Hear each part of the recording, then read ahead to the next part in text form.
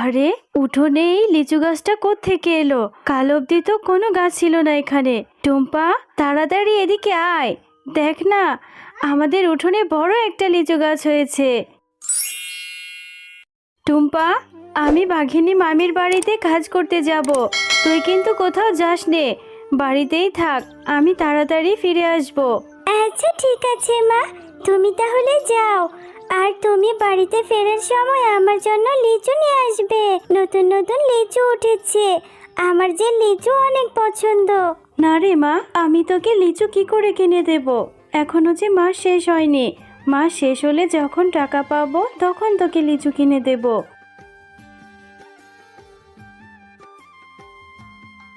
মা তো বললো আমাকে লিচু কিনে দিতে পারবে না। খুব লিচু খেতে ইচ্ছে করছে, আমি যাই। বান্টি ও বিনাদের বাড়িতে লিচুর গাছ আছে, ওদের সাথে খেললে ওরা আমাকে একটা লিচু দিবে।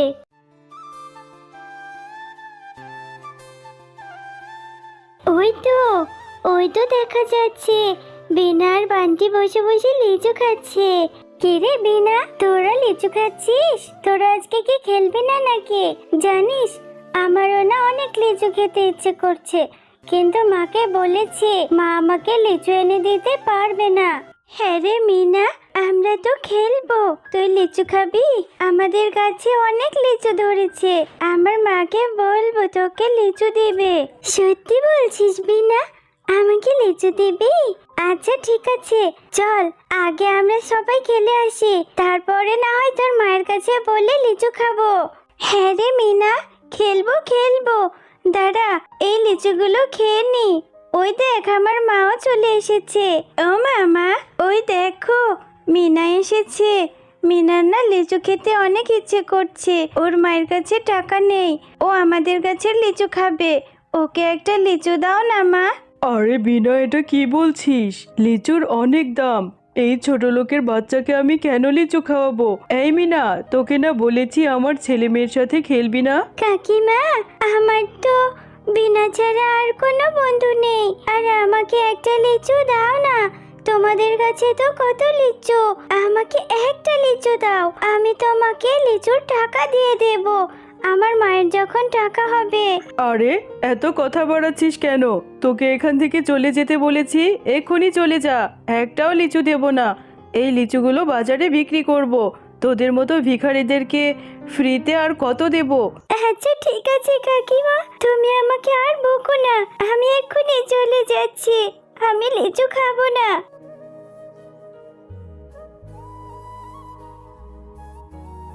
এরপর মিনা রাস্তা দিয়ে হাঁটতে হাঁটতে পথে এক ভিখারি বুড়ির সাথে দেখা হয়ে যায়। ও দিদি ভাই, এত মনটা খারাপ করে কোথায় যাচ্ছ তুমি? ও বুড়িমা, জানো আমার ভীষণ লিচু খেতে ইচ্ছে করছে, বাজারে কত লিচু উঠেছে, কিন্তু মায়ের কাছে যে টাকা নেই। বাঘিনী কাকিমার কাছে কত লিচু ধরেছে, আমি একটা লিচু খেতে চাইলাম, তবু আমাকে দিল না। কিন্তু বুড়িমা, তুমি এখানে কেন বসে আছো? ও, তুমি লিচু খেতে চেয়েছিলে, এজন্য মনটা খারাপ।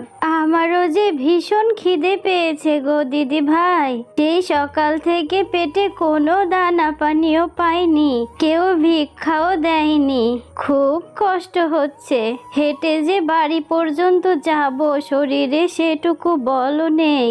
ও, তোমারও তাহলে খিদে পেয়েছে? তাহলে তুমি আমার সাথে আমাদের বাড়িতে চলো, আমার মা সকালে অনেক ভাত রান্না করেছে, আমি তোমাকে ভাত খেতে দেব।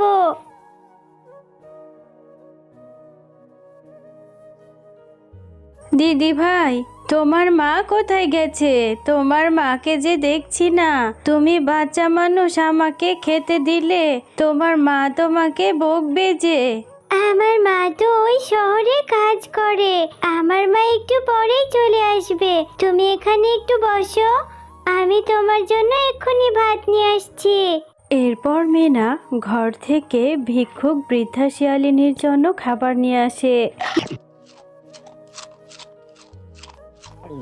দিদি ভাই, পেটটা ভরে ভাত খেয়েছি। এই যে আমার থলেতে এই বীজটা ছিল, প্লেটের উপরে এই বীজটা রেখে গেলাম।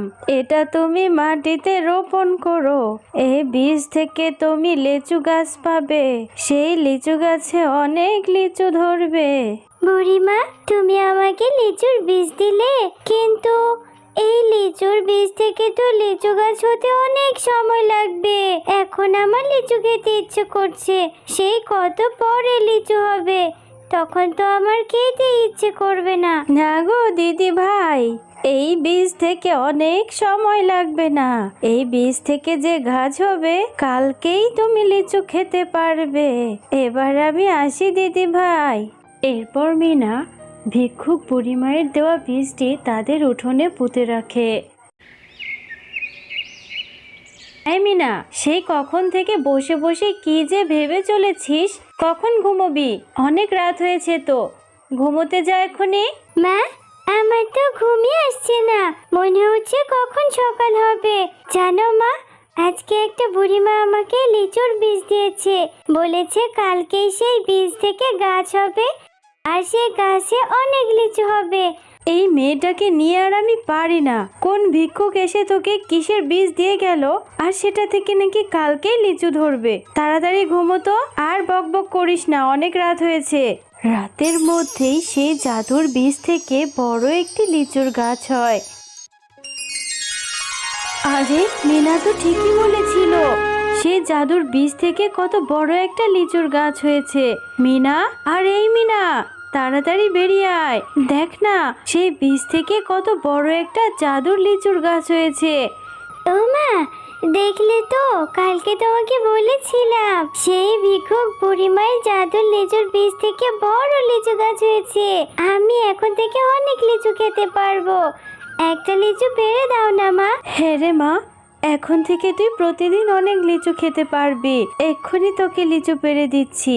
এরপর মিনা গাছ থেকে লিচু পাড়তে থাকে, আর লিচু পেড়ে সে মনে অনেক আনন্দ নিয়ে লিচুগুলো থেকে একটা লিচু খেতে থাকে। এমন সময় মিনা লিচুটি খেতেই দেখে লিচুর মধ্যে বীজের বদলে হিরে। মা, দেখো না, এই লিচুর মধ্যে তো বীজ নেই, বীজের পরিবর্তে এখানে দেখছি বড় একটা হিরে আছে। এটা কিভাবে হলো? আরে ভিনা, সত্যিই তো, এই লিচুর মধ্যে বীজের পরিবর্তে দেখছি হিরে। দেখি তো, চল আমরা সবগুলো লিচু ছিলে দেখা যাবে এর মধ্যে কি বীজের পরিবর্তে সত্যি হিরে পাওয়া যায় কিনা। মা, দেখলি তো, এই লিচুগুলোর মধ্যে বীজ নেই, বীজের পরিবর্তে দেখছি হিরে। তাহলে ওই ভিক্ষুক বুড়িমা আমাদেরকে জাদু লিচু গাছ দিয়েছে, এত হিরে এখন আমরা কি করব মা? হ্যাঁ রে মিনা, আমিও সেটাই ভাবছি, এত হিরে দিয়ে আমরা কি করব? আমাদের এই গ্রামে কত অভাবী দরিদ্র পশু আছে, তাদেরকে আমরা এই লিচুগুলো দিব, আর তারা লিচু খেয়ে যেই হিরেগুলো পাবে সেগুলো দিয়ে তাদের অভাব দূর হয়ে যাবে। যা, তুই সবাইকে এই লিচুগুলো দিয়ে আয়। এরপর মিনা ও তার মা তাদের গ্রামের দরিদ্র পশুদেরকে সেই লিচুগুলো দিয়ে দেয়, আর এভাবে সবাইকে তারা সাহায্য করে মা ও মেয়ে অনেক ভালোভাবে দিন কাটতে থাকে। বন্ধুরা, আমাদের ভিডিওটি ভালো লাগলে আমাদের চ্যানেলটি সাবস্ক্রাইব করে পাশে থাকা বেল আইকনটি বাজিয়ে রাখবে। সাথে থাকার জন্য তোমাদের ধন্যবাদ।